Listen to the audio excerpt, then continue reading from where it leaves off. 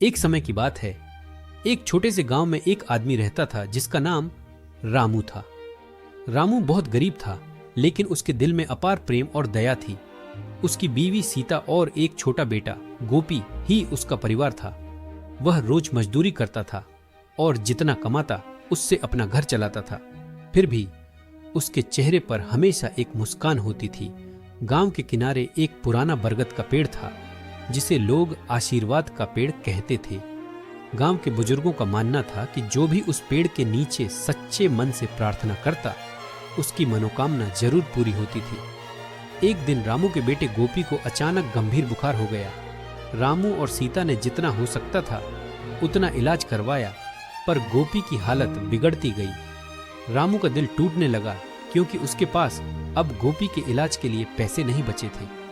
वह बेहद परेशान हो गया और अंततः उसे आशीर्वाद के पेड़ की याद आई। एक रात जब सब सो रहे थे, रामू चुपचाप उठकर उस पेड़ के पास गया। उसने आंसू भरी आंखों से आकाश की ओर देखा और बोला, हे भगवान, मेरे पास कुछ नहीं बचा। मेरा बेटा मेरी दुनिया है, उसे बचा लो। अगर मेरे जीवन के बदले उसकी जान बच सकती है तो मुझे खुशी खुशी मौत भी मंजूर है। रामू वहीं पेड़ के नीचे बैठकर रोता रहा और अंततः थक कर सो गया। सुबह जब वह जागा तो उसकी आंखों में एक नई उम्मीद थी। वह जल्दी जल्दी घर वापस आया।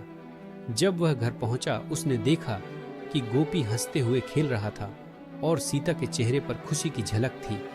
गोपी अब पूरी तरह ठीक हो चुका था। रामू की आंखों में आंसू आ गए, लेकिन इस बार ये आंसू खुशी और कृतज्ञता के थे। उसने सीता से कहा, भगवान ने हमारी प्रार्थना सुन ली, हमारा बेटा ठीक हो गया।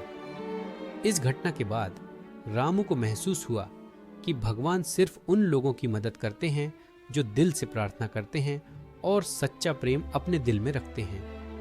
रामू ने अपनी पूरी जिंदगी इसी आस्था के साथ बिताई और गांव में सबके लिए एक मिसाल बन गया। ये कहानी हमें सिखाती है कि कठिनाइयों के समय में भी उम्मीद और विश्वास कभी नहीं छोड़ना चाहिए, क्योंकि सच्चे दिल से की गई प्रार्थनाएं कभी व्यर्थ नहीं जाती।